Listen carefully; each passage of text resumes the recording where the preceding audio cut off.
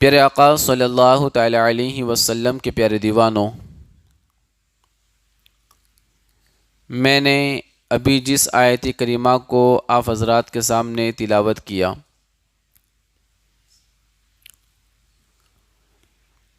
آج ہم اسی پر کچھ گفتگو کریں گے اور اس کے ضمن میں اور بھی کچھ آیتیں آگے پیش کریں گے۔ آج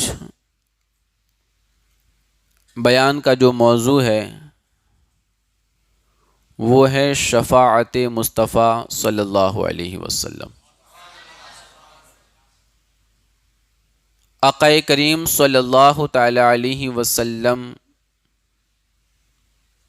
ہماری شفاعت فرمائیں گے، اور اللہ نے آپ کو مقام محمود عطا فرمایا ہے،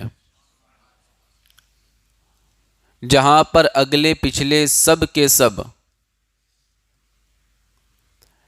میرے آقا صلی اللہ علیہ وسلم کی تعریف کریں گے۔ تو میں نے جو آیت کریمہ پڑھی سورہ بنی اسرائیل کی، اس کی یہ جو آیت کریمہ ہے 79 نمبر کی، اللہ نے فرمایا عَسَىٰ أَن يَبْعَثَكَ رَبُّكَ مَقَامًا مَحْمُودًا، ان قریب آپ کا رب آپ کو ایسے مقام پر فائز فرمائے گا کہ جہاں سب تمہاری حمد کریں گے، جہاں سب تمہاری تعریف کریں گے۔ تو اللہ نے فرمایا ان قریب رب تمہیں ایک ایسا مقام عطا فرمائے گا جہاں سب تعریف کریں گے۔ تو قیامت کے دن ایک مقام ہوگا، اسے کہتے ہیں مقام محمود۔ مقام محمود، مقام محمود کا مطلب یہ ہے کہ اس جگہ پر سارے جتنے بھی انسان دنیا میں آئے، سارے انبیاء، سارے صحابہ، سارے اولیاء، سب کچھ جتنے بھی آ کے گزر گئے، وہ سارے کے سارے اور جتنے قیامت تک آنے والے ہیں وہ سب اس جگہ پر میرے نبی کی تعریف بیان کریں گے۔ اس کو کہتے ہیں مقام محمود۔ مقام محمود۔ مصطفیٰ کریم کے دیوانوں، تو قریب ہے کہ آپ کا رب آپ کو ایک ایسے مقام پر فائز فرمائے گا جہاں سب تمہاری تعریف کریں گے، سب تمہاری عظمتوں کو بیان کریں گے۔ تو مصطفیٰ کریم کے دیوانوں، یہی مقام محمود ہے، اسی کو مقام شفاعت بھی کہا جاتا ہے۔ مقام شفاعت بھی کہا جاتا ہے۔ اس میں اولین آخرین آقا کریم صلی اللہ علیہ وسلم کی حمد کریں گے۔ حضرت ابو ہریرہ رضی اللہ تعالیٰ عنہ سے روایت ہے کہ نبی پاک صلی اللہ تعالیٰ علیہ وسلم سے عرض کیا گیا، یا رسول اللہ صلی اللہ علیہ وسلم، مقام محمود کیا چیز ہے؟ تو میرے آقا نے ارشاد فرمایا وہ شفاعت ہے، وہ شفاعت ہے۔ پیارے آقا صلی اللہ تعالیٰ علیہ وسلم کے پیارے دیوانوں، تو یہاں پر شفاعت کے تعلق سے آیت کریمہ بیان کی گئی کہ رب تبارک و تعالیٰ اپنے محبوب کو مقام محمود عطا فرمائے گا۔ اب اس کو تھوڑا اور کھل کے ہم سمجھنے کی کوشش کریں تو حضرت جابر بن عبداللہ رضی اللہ تعالیٰ عنہ سے روایت ہے کہ آقا کریم صلی اللہ علیہ وسلم نے ارشاد فرمایا کہ جو اذان سن کر یہ دعا پڑھے، اللہم رب هذه الدعوة التامة والصلاة القائمة آتی محمدا الوسیلة والفضیلة وابعثه مقاما محمودا الذی وعدتہ، یعنی اے اللہ، اس کامل دعوت اور قائم ہونے والی نماز کے رب محمد مصطفیٰ صلی اللہ علیہ وسلم کو وسیلہ اور فضیلت عطا فرما، اور انہیں مقام محمود پر کھڑے کرنا جس کا تو نے ان سے وعدہ فرمایا ہے۔ تو میرے آقا فرماتے ہیں، اس حدیث کے راوی حضرت جابر، میرے آقا فرماتے جو شخص بھی اذان کے بعد یہ دعا پڑھے گا، قیامت کے دن میری شفاعت اس کے لیے حلال ہو جائے گی۔ قیامت کے دن میری شفاعت اس کے لیے حلال ہو جائے گی۔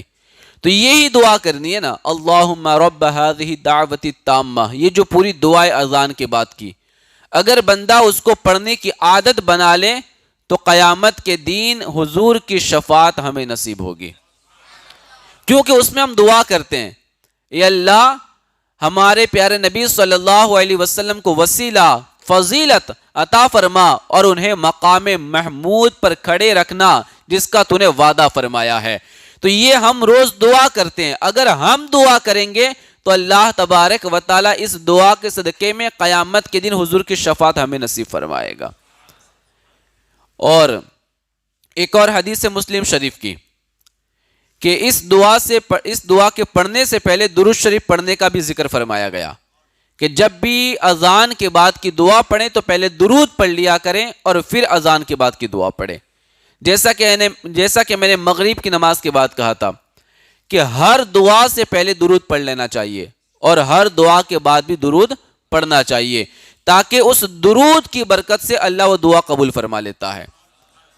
پیارے آقا صلی اللہ تعالی علیہ وسلم کے پیارے دیوانوں، تو یہ ہے مقام محمود کہ جہاں پر اگلے پچھلے سب میرے نبی کی تعریف بیان کریں گے، سب حضور کی حمد کریں گے، اور اسی کو مقام شفاعت بھی کہا جاتا ہے۔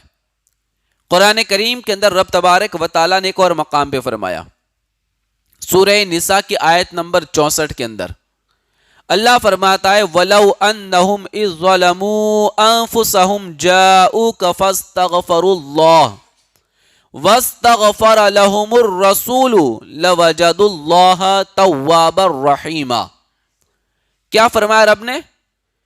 اور اگر جب وہ اپنی جانوں پر ظلم کر بیٹھیں، یعنی کون؟ حضور کے غلام مسلمان جب اپنی جانوں پر ظلم کر بیٹھیں، یعنی کوئی گناہ کر بیٹھیں، کوئی برائی کر بیٹھیں، تو اے حبیب تمہاری بارگاہ میں حاضر ہو جائیں، تمہاری بارگاہ میں حاضر ہو جائیں، پھر اللہ سے معافی مانگیں اور رسول بھی ان کی مغفرت کی دعا فرمائے، تو ضرور اللہ کو بہت توبہ قبول کرنے والا اور مہربان پائیں گے۔ تو اس آیت کریمہ میں رب نے فرمایا کہ اے محبوب جب وہ اپنی جانوں پر ظلم کر بیٹھے تو وہ تمہاری بارگاہ میں آ جائیں اور تمہاری بارگاہ میں آ کر رب سے معافی مانگے اور پھر آپ ان کے لیے بخشش کی دعا کریں، تو پھر رب تبارک و تعالی بخشش بھی فرما دے گا اور ان پر رحمت بھی نازل فرمائے گا۔ تو مصطفیٰ کریم کے دیوانوں، اللہ تبارک و تعالی نے ہمیں یہ تعلیم فرمایا، ہمیں یہ بتایا کہ جب تم گناہ کر بیٹھو تو بارگاہ مصطفیٰ میں حاضری دے دیا کرو، جب خطا کر بیٹھو تو بارگاہ مصطفیٰ میں حاضری دے دیا کرو، اور پھر توبہ کرو۔ جب تم اس بارگاہ میں بیٹھ کر توبہ کرو گے تو اللہ توبہ قبول فرما لے گا، قرآن کہہ رہا ہے نا۔ اور پھر حضور تمہارے لیے بخشش کی دعا کر دیں گے، جب تم حضور کی بارگاہ میں جاؤ گے تو نبی بھی دعا فرما دیں گے تمہارے لیے۔ جب حضور تمہاری بخشش چاہیں گے تو ضرور اللہ تبارک و تعالیٰ کو توبہ قبول کرنے والا اور مہربان پاؤ گے۔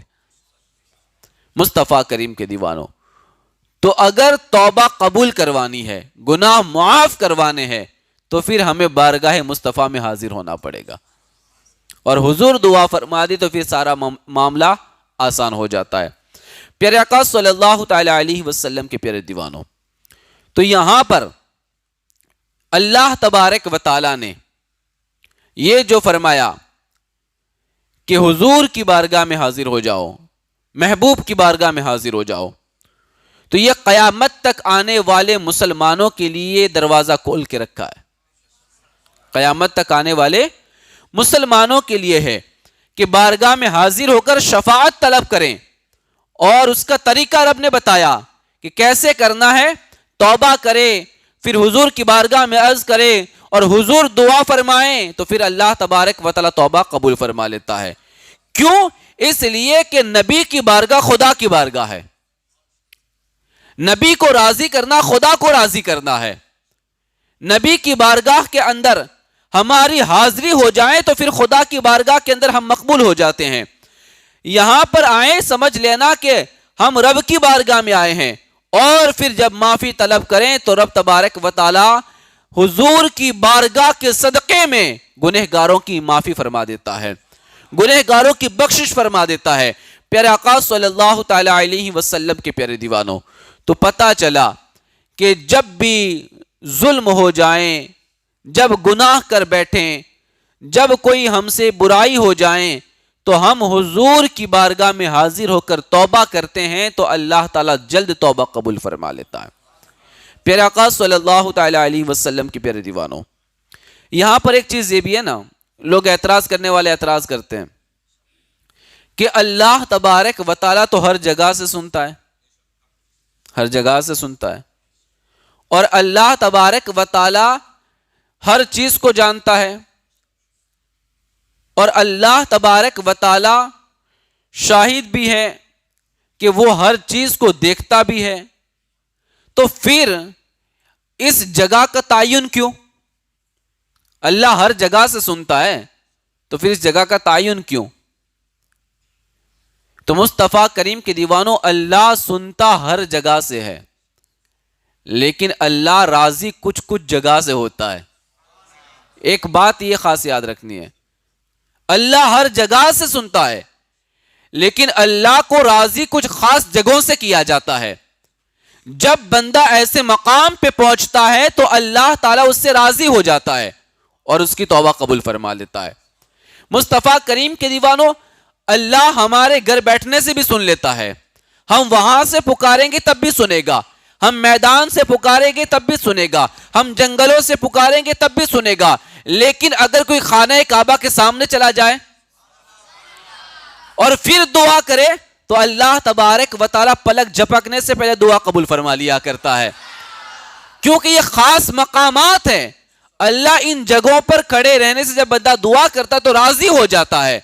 تو مصطفیٰ کریم کے دیوانوں، تو اسی لیے رب تبارک و تعالیٰ نے، وہ ہر چیز کو جانتا ہے، وہ ہر چیز کو سنتا ہے اور ہر جگہ سے سنتا ہے، لیکن پھر بھی رب نے فرمایا کہ جب تم اپنی جانوں پر ظلم کر بیٹھو تو بارگاہ مصطفیٰ میں حاضر ہو جایا کرو، نبی کے دربار میں حاضر ہو جایا کرو۔ جب تم وہاں جاؤ گے، مجھ سے بخشش مانگو گے، نبی تمہارے لیے بخشش کی دعا کریں گے تو اللہ تبارک و تعالی جلد تمہاری مغفرت فرمانے والا ہے۔ مصطفیٰ کریم کے دیوانوں، تو اس لیے رب تبارک و تعالی نے یہ ہمیں حکم ارشاد فرمایا۔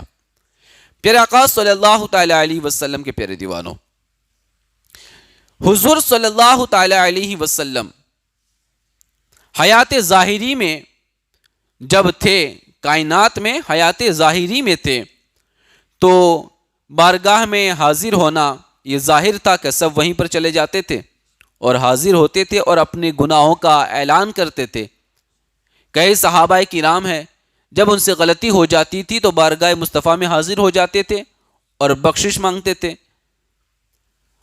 اور پھر حضور ان کے لیے دعا فرما دیتے تھے تو اللہ معاف فرما دیتا تھا۔ تو یہ حضور کے ظاہری زندگی کے اندر تو تھا ہی، لیکن حضور جب مزار پر عنوان میں تشریف لے گئے تو جہاں یہ بھی میسر نہ ہو کہ حضور کی بارگاہ میں کیسے حاضر ہوا جائے، تو فرمایا کہ تم دل ہی دل میں حضور کو یاد کر لو، اور ایک فرمایا کہ ان کا توسل وسیلہ لے لو، جب دعا کرو حضور کا وسیلہ پیش کر دو کہ اے مولا، اے پروردگار، تیرے حبیب کے صدقے میں توبہ قبول فرما لے، تیرے حبیب کے صدقے میں دعا قبول فرما لے۔ تو جب نام حضور کا آئے گا تو اللہ جلد دعا قبول فرمانے والا ہے۔ تو فرمایا کہ نبی کا توسل لے لیں، استغاثہ کریں، یا رسول اللہ میری مدد فرمائیں، حضور نظر کرم فرمائیں، یا طلب شفاعت کی جائے۔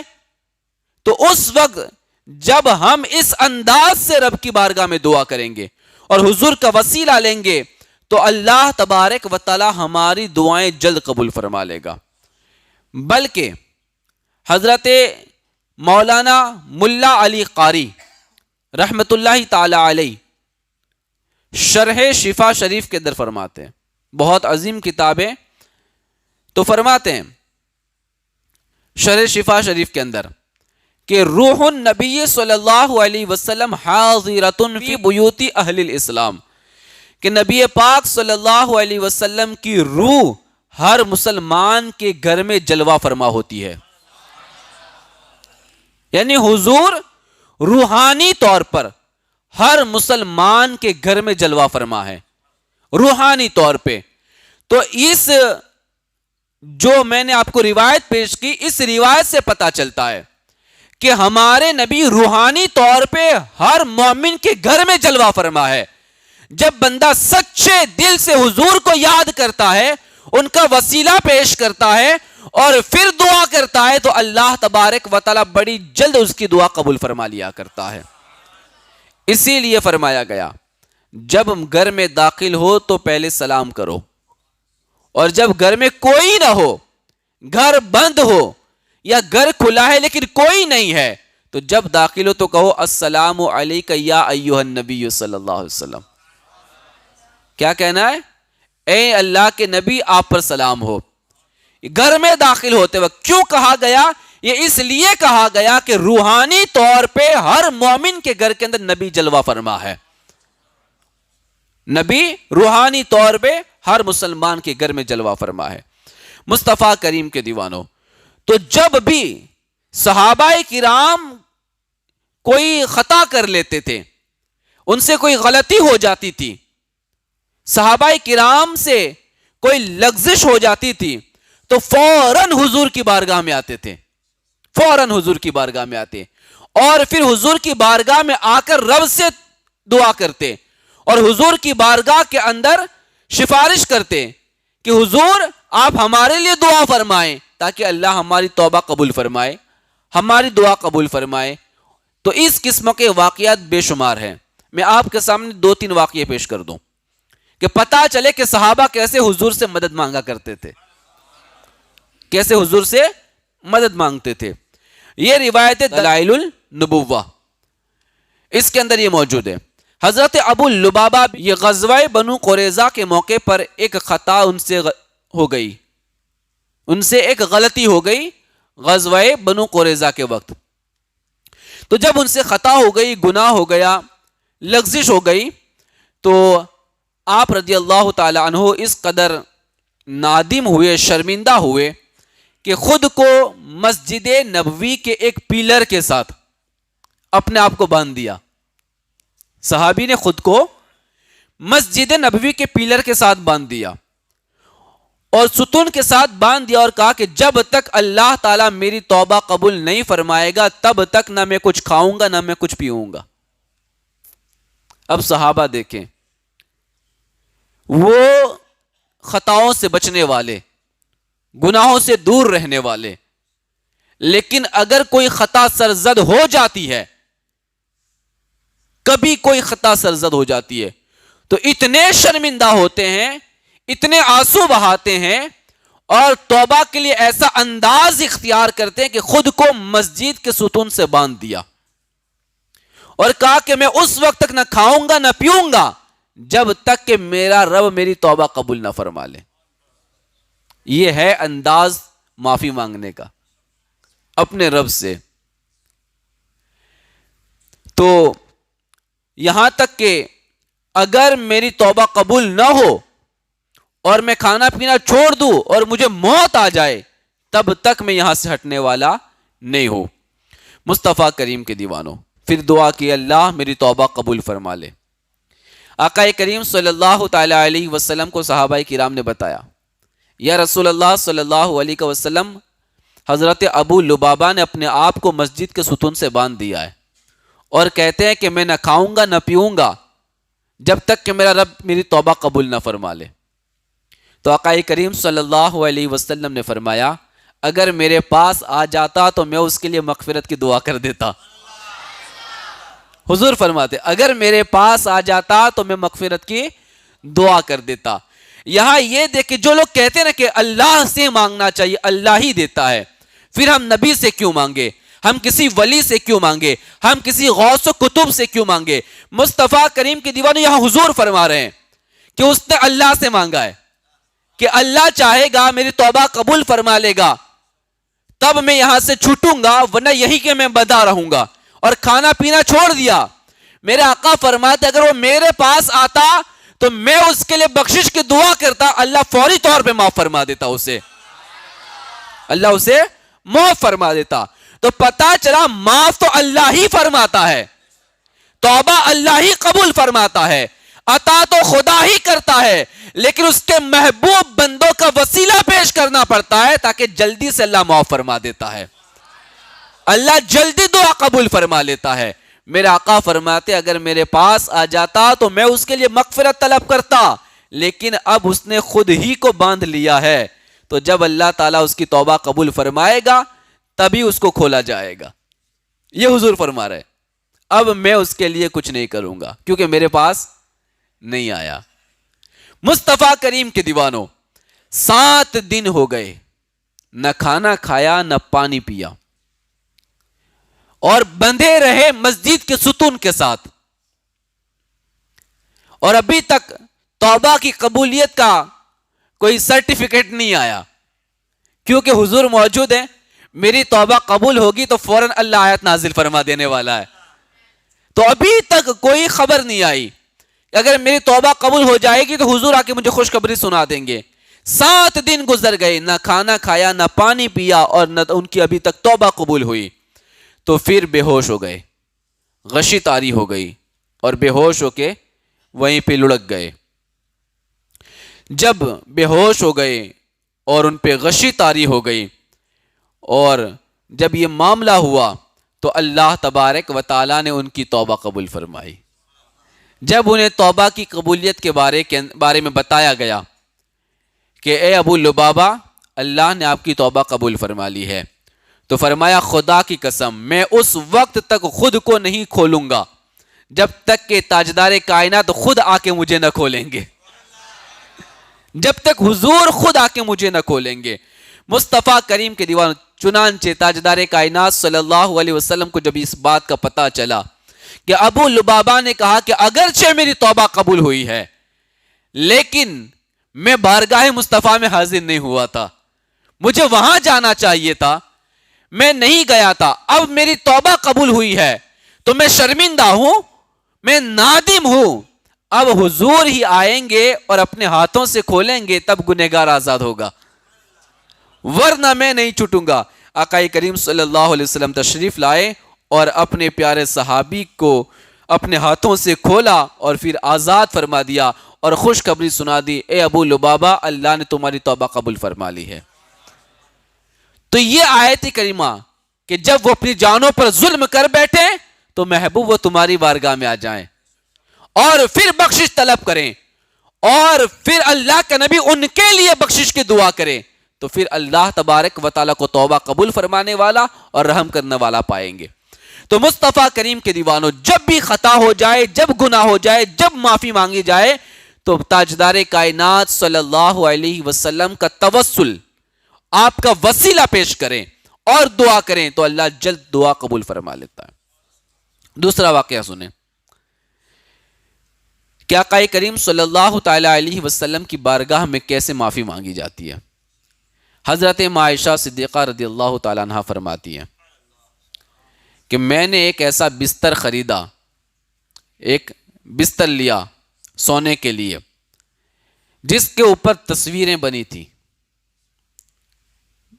جاندار کی تصویر تھی، تو عائشہ صدیقہ رضی اللہ تعالی عنہا نے وہ بستر خریدا حضور کے لیے کہ حضور اس پہ آرام فرمائیں گے۔ جب آقا کریم صلی اللہ تعالی علیہ وسلم نے اسے دیکھا، جب گھر میں داخل ہو رہے تھے اور دیکھا کہ گھر میں ایک بستر پڑا ہے جس پہ تصویر بنی ہوئی ہے، تو دروازے پہ کھڑے ہو گئے، اندر داخل نہ ہوئے، دروازے پہ کھڑے ہو گئے اور گھر میں داخل نہ ہوئے۔ تو میں نے، یعنی ماں عائشہ صدیقہ رضی اللہ تعالی عنہا کہتی ہے کہ میں نے آپ کے چہرے انور پر دیکھا کہ ناراضگی کے آثار ہیں، حضور ناراض ہیں، غصے میں ہیں۔ تو میں نے عرض کی یا رسول اللہ صلی اللہ علیہ وسلم، مجھ سے جو نافرمانی ہوئی ہے میں اس سے اللہ اس کے رسول کی بارگاہ میں توبہ کرتی ہوں، وجہ کیا ہے، آپ ناراض کس بات سے ہیں؟ تو میرے آقا صلی اللہ علیہ وسلم نے فرمایا یہ گدا یہاں کیوں ہے، یہ کس کے لیے لایا گیا ہے؟ تو ماں عائشہ صدیقہ فرماتی کہ میں نے عرض کیا کہ یا رسول اللہ صلی اللہ تعالی علیہ وسلم میں نے یہ آپ کے لیے خریدا تھا تاکہ آپ اس پر تشریف فرما ہو جائیں، آپ اس پر آرام کریں، اس پہ ٹیک لگائیں۔ آقا کریم صلی اللہ علیہ وسلم نے فرمایا ان تصویروں کو بنانے والے قیامت کے دن عذاب دیے جائیں گے، تو ان سے کہا جائے گا جو تم نے بنایا ہے انہیں زندہ کرو، اس میں روح ڈالو۔ اور میرے آقا نے فرمایا جس گھر میں تصویریں ہو اس میں فرشتے داخل نہیں ہوتے ہیں۔ یہ حدیث ہے بخاری شریف کی۔ تو مصطفیٰ کریم کے دیوانوں، اگر ماں عائشہ صدیقہ رضی اللہ تعالی عنہ بے خیالی میں انہیں پتا نہیں تھا اور ایسا گدا لے آئے کہ جس پہ تصویر بنی تھی، تو حضور نے گھر میں قدم بھی نہ رکھا، حالانکہ وہ تو آپ کی زوجہ تھی نا، آپ کی پیاری بیوی ہیں، آپ نے گھر میں قدم نہ رکھا، ناراض ہو گئے۔ تو اگر آقا کریم صلی اللہ علیہ وسلم کی پیاری بیوی ام المؤمنین ماں عائشہ صدیقہ اگر تصویر والی کوئی چیز اپنے گھر میں لے آئیں تو حضور ناراض ہو جاتے، گھر میں قدم نہیں رکھتے۔ تو اگر ہم جیسے لوگ اپنے گھروں کے اندر تصویر بنا کے لگائیں یا تصویر چپکائیں جاندار کی، چاہے انسان کی ہو یا چاہے جانور کی ہو، تو کیا حضور ہمارے گھر میں تشریف لائیں گے؟ حضور ناراض نہیں ہوں گے؟ بلکہ میرے آقا فرماتے جس نے بھی تصویر بنائی اسے اللہ قیامت کے دن فرمائے گا کہ اس میں روح پھونک دے، اسے زندہ کر، تو نے بنایا نا تو زندہ کر۔ اور قیامت کے دن بندہ اسے زندہ نہیں کر پائے گا، وہ روح نہیں ڈال پائے گا۔ اور فرمایا میرے آقا نے کہ جس گھر میں جاندار کی تصویر ہوتی ہے اس گھر میں رحمت کے فرشتے نہیں آتے، رحمت کے فرشتے نہیں آتے ہیں۔ مصطفیٰ کریم کے دیوانوں، یہاں پر کچھ باتیں سن لے۔ بغیر ضرورت کے تصویر کھنچانا حرام ہے، بغیر ضرورت کے تصویر کھنچانا حرام ہے۔ اور وہ جو کاغذ والی تصویر وہ تو ہم رکھ ہی نہیں سکتے، صرف ہمیں پاسپورٹ وغیرہ کے لیے جتنی ضرورت ہو اتنی کاپی نکالنے کی ہمیں اجازت ہے، اور وہ بھی ضرورت کے وقت، ضرورت نہیں ہے تو نہیں۔ اور جو بھی ہے اسے آپ کہیں چھپا کے رکھیں، بند کر کے رکھیں، اسے آپ دیوار پہ نہیں لگا سکتے، دیوار پہ نہیں چپکا سکتے۔ اور فرمایا گیا جو ذات جتنی بلند ہو، جو ہستی جتنی اونچی ہو، جو شخصیت جتنی بڑی ہو، اس کی تصویر لگانا اتنا ہی بڑا حرام ہے۔ ایک عام بندے کی تصویر لگائی وہ بھی حرام ہی ہے، لیکن اگر کسی اللہ کے ولی کی لگائی تو یہ اس سے بھی بڑا حرام ہے، اس سے بھی بڑا گناہ ہے۔ تو اس لیے کسی بھی عالم کی، کسی بھی پیر صاحب کی تصویر ہم اپنے گھر پہ نہیں لگا سکتے۔ اب اس میں کوئی بندہ یہ دلیل نہیں پیش کر سکتا کہ اس نے کہا، اس نے کہا، اس نے کہا، کیونکہ فرمان مصطفیٰ کا ہے، منع حضور نے فرمایا ہے، حضور اس سے ناراض ہوتے ہیں۔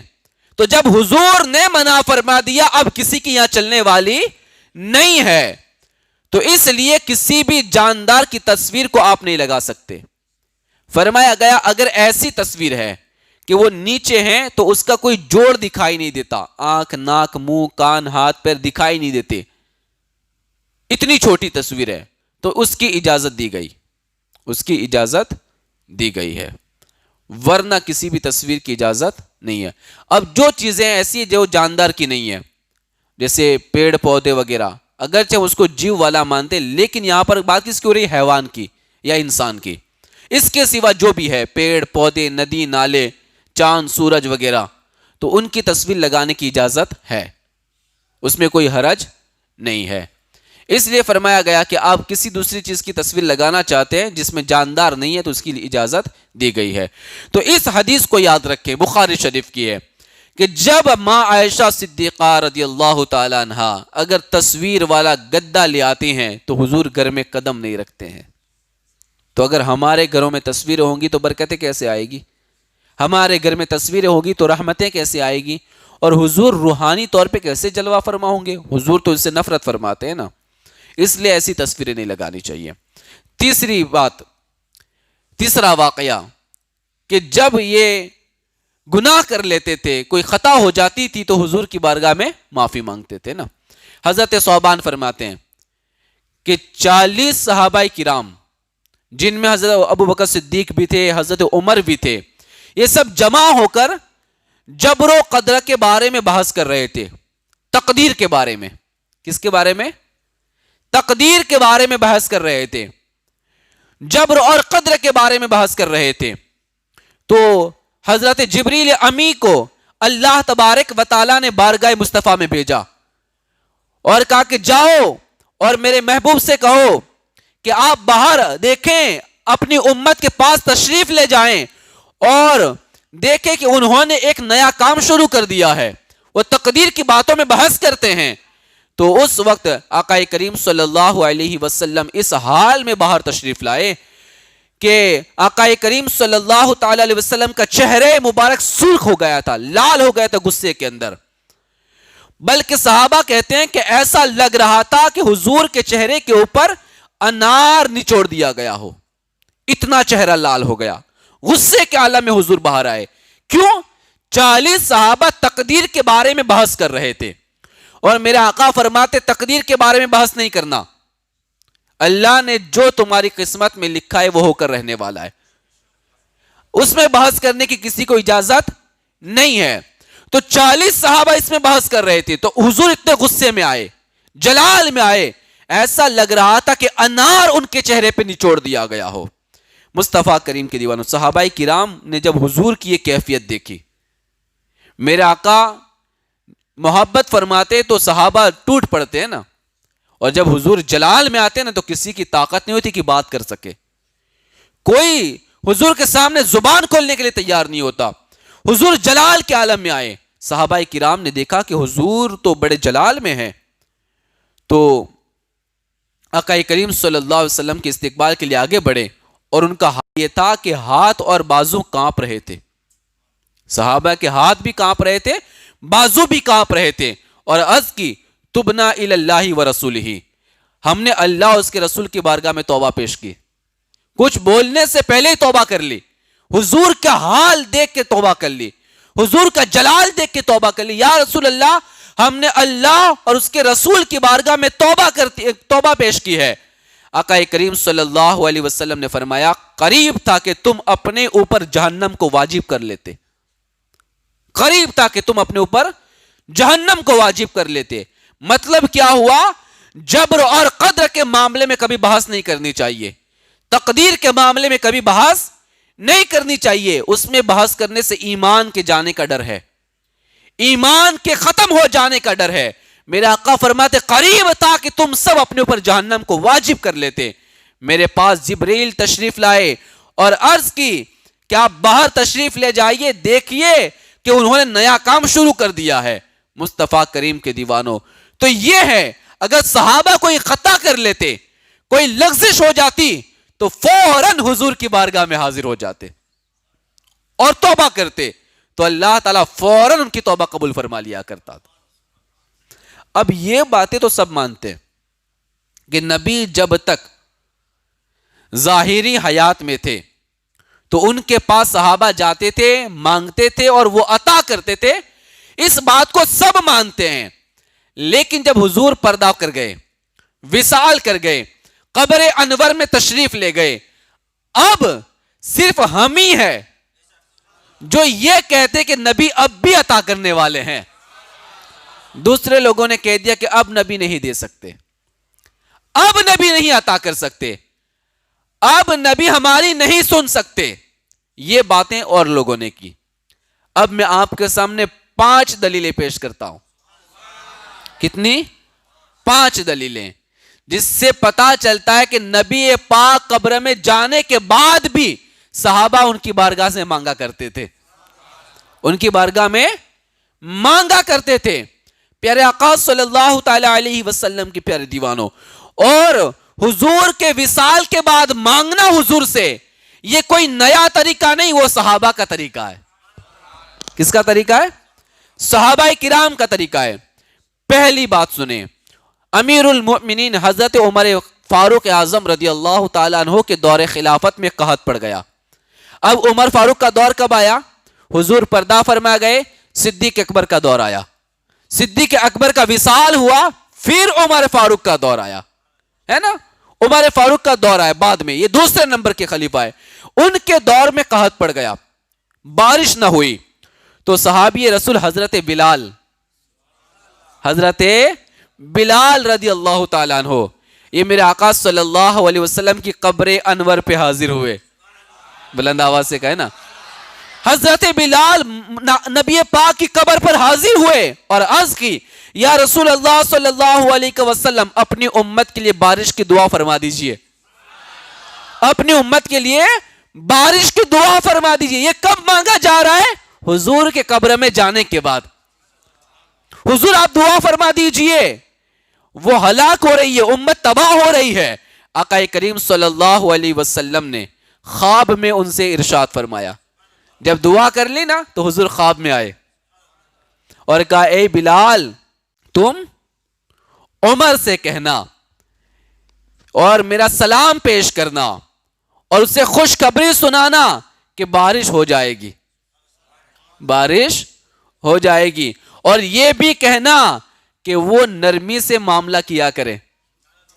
حضرت عمر جلال والے تھے نا، غصے والے تھے، تو میرے آقا نے کہلوایا بلال حبشی کے ذریعہ، خواب میں آ کر کہا کہ بلال جاؤ، تم نے جو کہا تھا کہ بارش کی دعا کرنا، ہم نے دعا کر دی ہے، بارش ہو جائے گی، اور عمر ابن خطاب کو میرا سلام پیش کر دینا، کیونکہ وہ تمہارے حاکم ہے، وہ تمہارے سردار ہے، وہ امیر المؤمنین ہے، انہیں میرا سلام پیش کرنا، اور اتنا کہہ دینا کہ حکومت تو کرتے ہیں لیکن نرمی سے کرا کریں، غصہ نہ کرے، جلال نہ کرے، امت پہ نرمی کیا کریں۔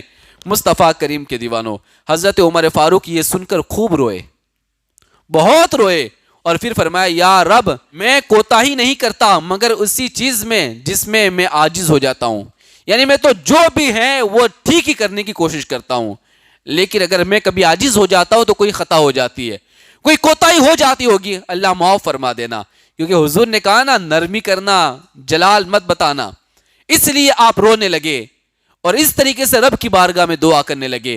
تو پتہ چلا حضور کے وصال فرمانے کے بعد حضور کی قبر پہ جانا، ان سے مانگنا کوئی نیا بریلویوں کا طریقہ نہیں ہے، یہ صحابہ کا طریقہ ہے، یہ صحابہ کا طریقہ ہے۔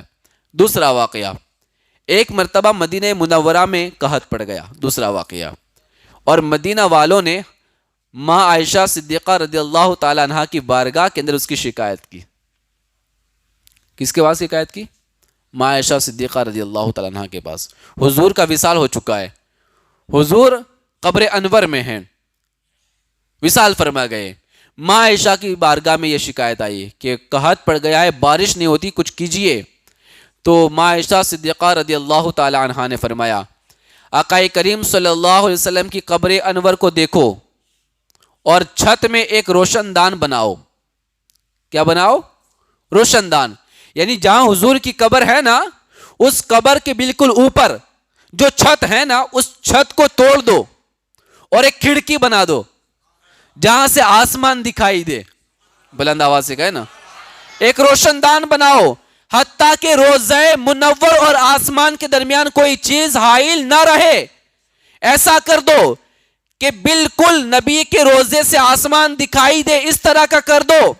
مدینہ والوں نے ایسا ہی کیا جیسا ماں عائشہ صدیقہ نے کہا تھا، اور اوپر کی چھت کو توڑ کر روشن دان بنا دیا، اور کہتے ہیں کہ اتنی بارش ہوئی کہ سبز گھاس اگ نکلی اور اونٹ بھی موٹے اور تازے ہو گئے اور وہ گوشت سے بھر گئے۔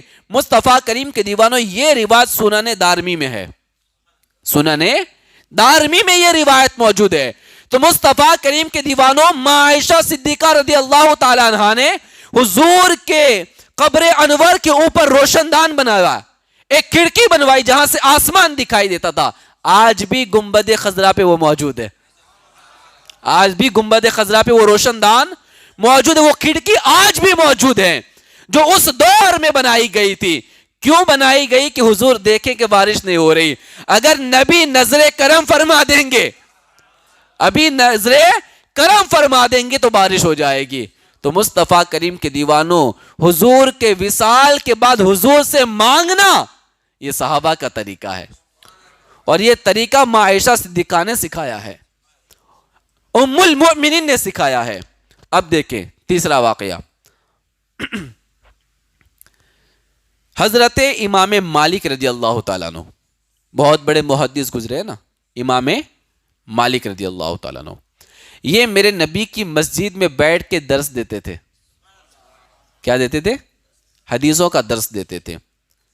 تو مسجد نبوی شریف میں مناظرہ ہوا، اور دوران مناظرہ ابو جعفر کی آواز بلند ہو گئی، یعنی ادھر سے یہ بات کر رہے تھے، سامنے ابو جعفر تھا، بات کرتے کرتے ابو جعفر نے اونچی آواز کر لی، اور مسجد نبوی میں تھے جہاں حضور کا مزار ہے، حضور کی قبر انور ہے، تو امام مالک نے اسے ڈانٹتے ہوئے فرمایا، اے امیر المومنین، اگرچہ تو امیر المومنین ہے، اگرچہ تو بادشاہ ہے، اس مسجد میں اپنی آواز اونچی نہ کرنا، اس مسجد میں اپنی آواز اونچی نہ کرنا، کیونکہ اللہ تعالیٰ نے ایک جماعت کو ادب سکھایا ہے کہ تم اپنی آوازوں کو نبی کی آواز کے سامنے بلند مت کرو، اور دوسری جماعت کی تعریف فرمائی کہ بے شک جو لوگ اپنی آوازوں کو نبی کی بارگاہ میں پست کرتے ہیں، آوازوں کو دھیمی کرتے ہیں، اور ایک قوم کی مذمت بیان کی، بے شک وہ جو تمہیں حجروں کے باہر سے پکارتے ہیں، بے شک آپ کی عزت و حرمت اب بھی اسی طرح ہے جیسے کہ میرے آقا پہلے بھی زندہ تھے، یعنی آج بھی نبی کی حرمت اسی طریقے سے ہے، اور عزت اسی طریقے سے ہے جس طرح حضور کی ظاہری حیات میں عزت تھی، یعنی آواز بلند مت کر، میرے نبی جیسے پہلے زندہ تھے وہ آج بھی زندہ ہیں، اور جیسے ان کی بارگاہ کا ادب پہلے کیا جاتا تھا آج بھی کیا جائے گا۔ تو امام مالک نے بتا دیا کہ حضور کے وصال کے بعد حضور کی بارگاہ کا ادب ویسے ہی کیا جائے گا جیسے پہلے کیا جاتا تھا۔ مصطفیٰ کریم کے دیوانوں، یہ سن کر ابو جعفر خاموش ہو گیا، پھر دریافت کیا، اے ابو عبداللہ، میں قبلہ کی طرف منہ کر کے دعا مانگوں یا رسول اللہ کی طرف توجہ کروں؟ بلند آواز سے نا، آج کچھ لوگ ہم سے کہتے ہیں تم ادھر کیوں ہو جاتے ہو؟ بلند آواز سے کہو نا، تم ادھر کے کیوں کھڑے ہو جاتے ہو، قبلہ کی طرف کیوں کھڑے نہیں رہتے، ادھر کیوں دعا کرتے ہو؟ کچھ لوگ کہتے ہیں۔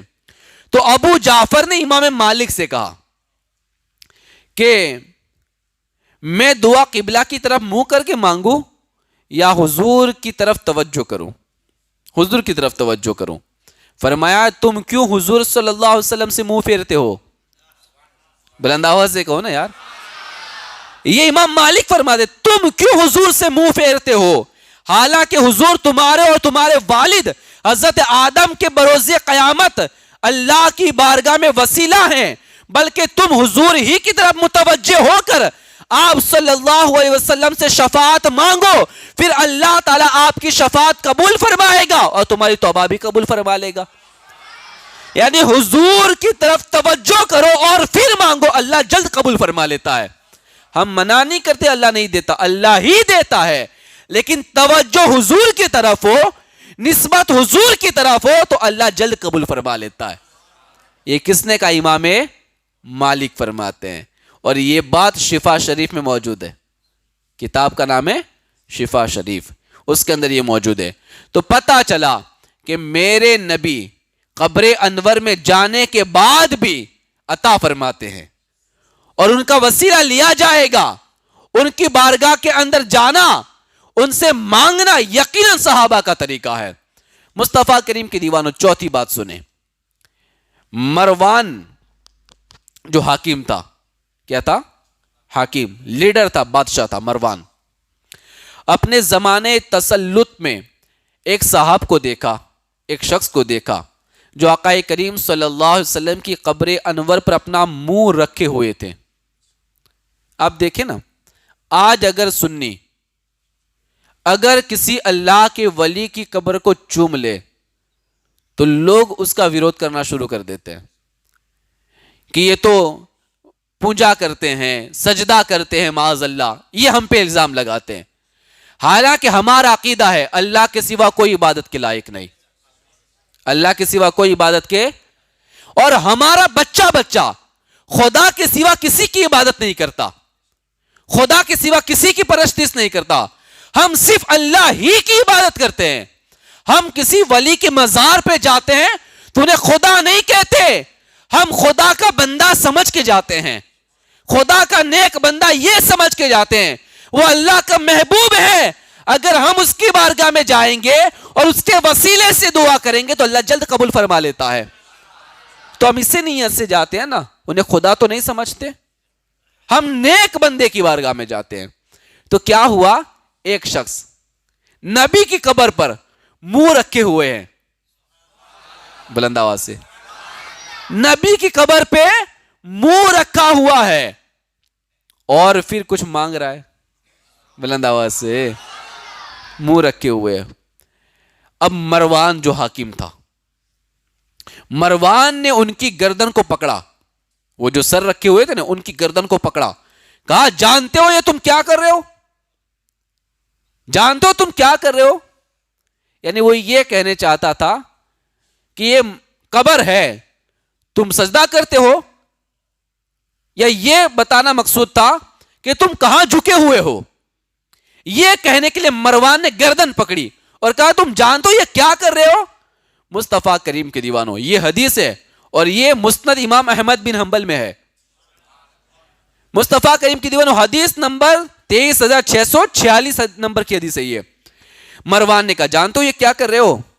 اس پر ان صاحب نے اس کی طرف متوجہ ہو کے کہا, وہ جو تھے نا جنہوں نے قبر پہ سر رکھا تھا, منہ رکھا تھا, وہ مروان کی طرف توجہ فرمائی, متوجہ ہوئے, کہا ہاں میں جانتا ہوں, ہاں میں جانتا ہوں, میں کسی اینٹ یا پتھر کے سامنے نہیں آیا ہوں, میں کسی اینٹ یا پتھر کے سامنے نہیں آیا ہوں. میں نے رسول اللہ کو ارشاد فرماتے ہوئے سنا ہے کہ دین پر نہ رو جب اس کا اہل اس پر والی ہو, ہاں اس وقت دین پر رو جبکہ نہ اہل والی ہو. وہ صحابی رسول کوئی اور نہیں تھے, حضرت ابو ایوب انصاری تھے. کون تھے؟ حضرت ابو ایوب انصاری تھے. آپ کہتے ہیں مروان میں کسی پتھر کے سامنے نہیں جھکا ہوں, میں کسی اینٹ کے سامنے نہیں جھکا ہوں, میں نے جس قبر پہ سر رکھا ہے وہ تاجدار کائنات کی قبر انور ہے. مطلب کیا ہے کہ میں اس بارگاہ میں آیا ہوں, میں جو مانگتا ہوں مجھے مل جائے گا یہاں سے. میں کافروں کی طرح پتھر پونجتا نہیں ہوں, کافروں کی طرح اینٹوں کو پونجتا نہیں ہوں. پتا چلا کہ صحابہ حضور کی قبر انور پہ منہ لگا دیا کرتے تھے.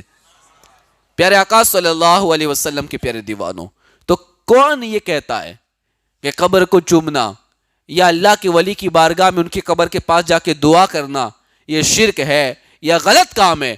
بلکہ ابو ایوب انصاری وہ صحابی جس کے گھر میں مدینہ میں سب سے پہلے میرے آقا تشریف لے گئے تھے, ہے نا, ابو ایوب انصاری, ان کے گھر میرے آقا نے قیام فرمایا تھا جب ہجرت فرمائی تھی تب. تو وہ صحابی ان کی قبر پہ منہ رکھ کے منہ رکھا ہوا ہے اور مانگ رہے ہیں. تو پتا چلا کہ حضور دیتے ہیں, اور ایسا کرنا کوئی گناہ نہیں ہے, کوئی غلط کام نہیں ہے. مصطفیٰ کریم کے دیوانوں, آقا کریم صلی اللہ علیہ وسلم کی وفات شریف کے بعد حضور کا انتقال ہو گیا, دنیا سے پردہ فرما گئے. اس کے بعد ایک دیہاتی, ایک گاؤں کا رہنے والا, ایک اعرابی آقا کریم صلی اللہ علیہ وسلم کے روضے انور پہ حاضر ہوا اور حضور کی قبر انور پر حاضر ہوا اور قبر انور کی مٹی اپنے سر پہ ڈالنے لگا, اپنے سر پہ ڈالنے لگا اور عرض کرنے لگا, یا رسول اللہ صلی اللہ علیہ وسلم, جو آپ نے فرمایا ہم نے سنا, اور جو آپ صلی اللہ علیہ وسلم پر نازل ہوا یعنی قرآن, اس میں یہ آیت بھی ہے وَلَوْ أَنَّهُمْ إِذْ ظَلَمُوا, کہ جب وہ اپنی جانوں پر ظلم کر بیٹھے تو وہ حضور تمہاری بارگاہ میں آ جایا کرے, وہ تمہاری بارگاہ میں آئے. تو میں نے بے شک اپنی جان پہ ظلم کیا ہے, مجھ سے خطا ہو گئی ہے, مجھ سے لغزش ہو گئی ہے. اب یہ صحابی جو اعرابی ہیں, دیہات کے رہنے والے, مٹی لے کے سر پہ ڈالتے ہیں, حضور مجھ سے خطا ہو گئی ہے اور میں آپ کی بارگاہ میں اس لیے آیا ہوں کہ میں نے قرآن میں پڑھا ہے, میں نے قرآن میں پڑھا ہے کہ جب خطا کر بیٹھو تو حضور کی بارگاہ میں آ جایا کرو, جب ظلم کر بیٹھو تو نبی کی بارگاہ میں آ جایا کرو. تو لہٰذا میں اپنے گناہ کی بخشش چاہنے آیا ہوں, اپنا گناہ بخشوانے آیا ہوں. میرے رب سے میری گناہ کی بخشش فرمائیے. مصطفیٰ کریم کے دیوانوں, جب یہ اعرابی اس طرح مٹی ڈالے جا رہے تھے اور یہ کہے جا رہے تھے, تو میرے آقا صلی اللہ تعالی علیہ وسلم نے قبر انور سے آواز دی,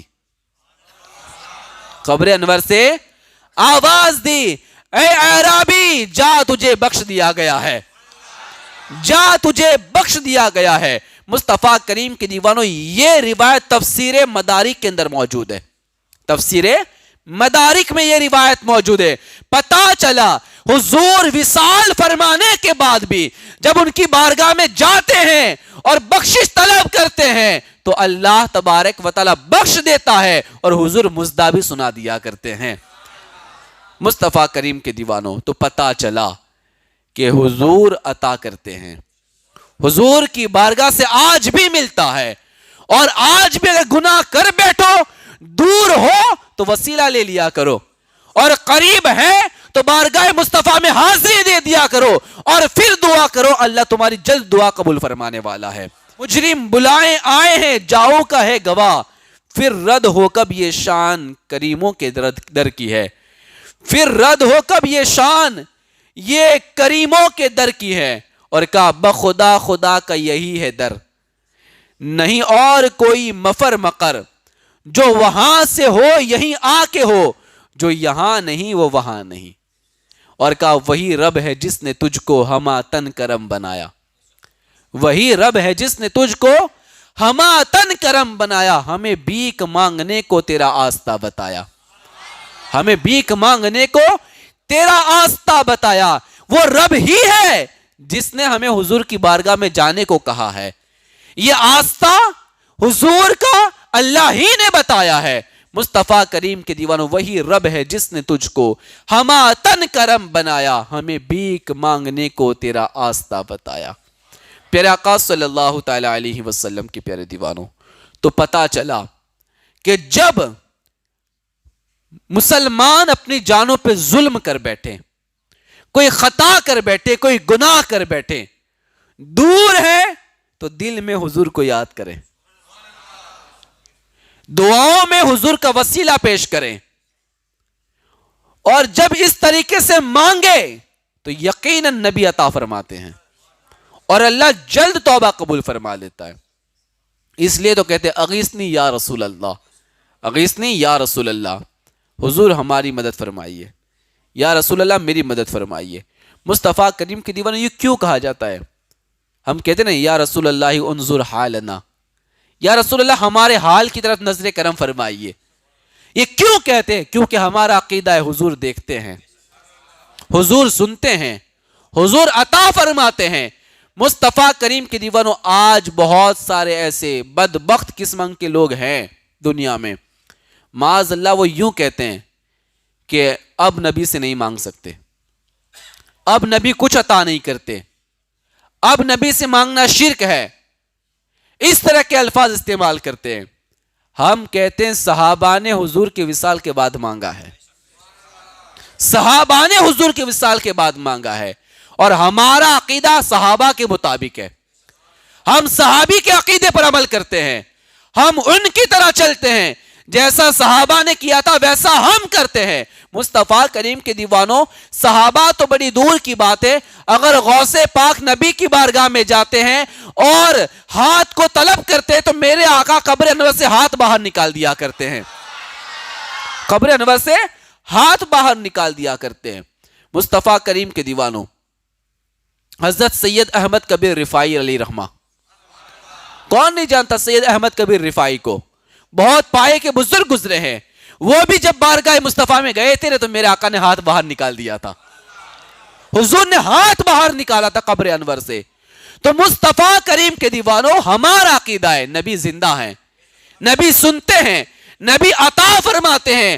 آج بھی جب بھی مشکل میں پڑ جاؤ نبی کو یاد کرو, یقیناً نبی مدد فرمایا کرتے ہیں, یقیناً نبی مدد فرماتے ہیں. اور جب بھی رب سے دعا کرو نا تو بیچ میں وسیلہ حضور کا پیش کر لیا کرو, حضور کو وسیلہ بنا دیا کرو. حضور کی نالین کا وسیلہ لے لو, حضور کے ہاتھوں کا وسیلہ لے لو, حضور کی آنکھوں کا وسیلہ لے لو, حضور کی زبان کا وسیلہ لے لو.